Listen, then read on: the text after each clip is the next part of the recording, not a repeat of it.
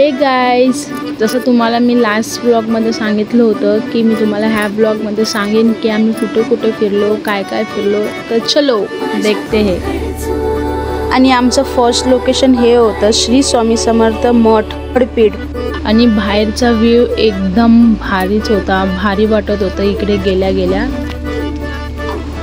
आणि मग आम्ही इथून वरती गेलो आणि वरती गेल्यानंतर जो पहिला व्ह्यू होता मंदिराचा वॉज वाव.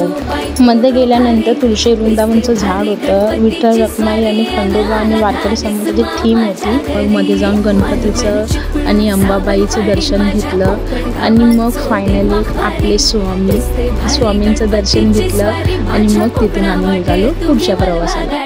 आणि आमचं सेकंड लोकेशन होतं पवनचक्की बीच देवगड. तर चलो देखते हे हा बीच कसा आहे. आणि हे त्याचं एंट्रन्स होतं आणि एंट्रन्सवरूनच सर्व व्ह्यू दिसत होता. वाव यार, काय वाटत होतं हे. मी स्पीचलेस होते ह्या पॉईंटला. ग्रीनरी प्लस वॉटर आणि त्याच्यात क्लाउड्स, ऑसम यार, खरंच वाव. आणि बसण्यासाठी टेबल्स होते जे की लाकडाने बनवलेले होते. इथे आमचा कोली बांधव आणि त्याच्यामध्ये ते आमची कोल्हीनबाई असे स्टॅच्यू उभे केले होते जेणेकरून आपण तिकडे जाऊन फोटो क्लिक करू शकतो. असे भरपूर काही तिकडे स्पॉटवर आहे जिकडे आपण फोटो क्लिक करू शकतो. आणि खूप भारी प्लेस यांनी बनवली आहे. मी तुम्हाला नक्की सांगेन की तुम्ही गेलात तर ह्या स्पॉटला नक्की जा. ह्यानंतर आम्ही निघालो आमच्या थर्ड स्पॉटला. आमचा थर्ड स्पॉट होता तो म्हणजे कुणकेश्वरचं मंदिर. तर चला जाऊया. मंदिराच्या रस्त्यात जाताना हा असा व्ह्यू, वाव यार, ते खरंच खूप ऑसम वाटत होतं. आणि हा जो ब्रिज आहे ना तो मी नेहमी इंस्टाग्रामला बघत होते, तर ते मी तुम्हाला पण स्लो मोशनमध्ये दाखवते, तर बघा. आणि तुम्हाला हे आवडलं की नाही हे मला नक्की कमेंटमध्ये सांगा हा. आणि इकडून खाली गेल्यानंतर जो व्ह्यू होता यार, वाव. आणि हे आहे कुणकेश्वरचं मंदिर. कुणकेश्वरचं मंदिर फक्त एकेरी तिकडे नाही आहे, तर तिकडे भरपूर सारे मंदिरं आहेत जे की बघण्यासारखे आहेत आणि एक्सप्लोअर करण्यासारखे आहेत. मंदिरात गेल्यावर थोडं अप साईडला स्टेअर होते, तर मग आजीला जमत नव्हतं म्हणून तिला हात घेऊन वरती चढवलं.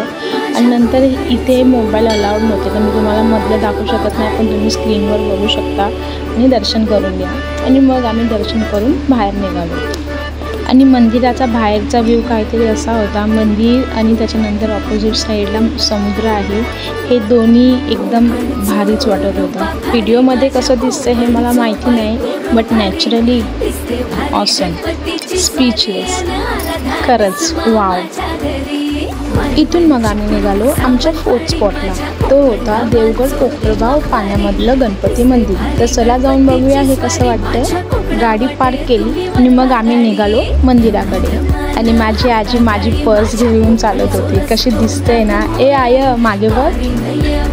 मंदिरात गेल्यानंतर मी गणपतीचं दर्शन केलं, पण मी ती क्लिप घ्यायला विसरले. आणि तिकडून आम्ही निघालो या खालच्या दिशेने. इथे हनुमानाचं दर्शन घेतलं आणि मग हा असा व्ह्यू होता. असं पाणी होतं आणि पाण्यामध्ये मंदिर होतं आणि जो की पाणी एकदम क्लीन होता. आणि ह्याच्यामध्ये मच्छी होते, जे मच्छी असं सेम दिसणारे होते, पण जरा कुठे काही घाण नव्हती. एकदम भारीच होतं हे सगळं. आणि इकडून मग नंतर जाताना असं पाण्यातून जावं लागत होतं. एंट्री केल्यानंतर हा असा व्ह्यू होता मंदिराचा मधला. आणि हे शिवलिंग होतं, तुम्ही पण दर्शन घेतलं. आणि मग मंदिराच्या फ्रंट साईडला हा असा व्ह्यू होता जिकडे ट्रीज, वॉटर आणि हा नेचर असा होता जिकडे आपण फोटोशूट करू शकतो एक चांगल्या प्रकारे. तर तुम्ही पण जाऊन हा प्लेस एक्सप्लोअर करा. इथून मग आम्ही गेलो फिफ्थ स्पॉटला, राजकोटला छत्रपती शिवाजी महाराज यांच्या पुतळ्याकडे. छत्रपती शिवाजी महाराज की जय, जय भवानी, जय शिवाजी. मग हा फ्रंट साईडला असा व्ह्यू होता आणि इथून सिंधुदुर्ग किल्ला दिसत होता. आणि ह्या महाराजांच्या स्मारकाची नोंद गिनीज वर्ल्ड रेकॉर्डमध्ये झालेली आहे. इथून मग आम्ही निघालो आमच्या घरच्या वाटेला. आता नेक्स्ट क्लिपमध्ये मी तुम्हाला दाखवेन की आम्ही आमच्या गणपती आणि गौरीचं आगमन कसं केलं आणि त्यात केलेली मजा मस्ती.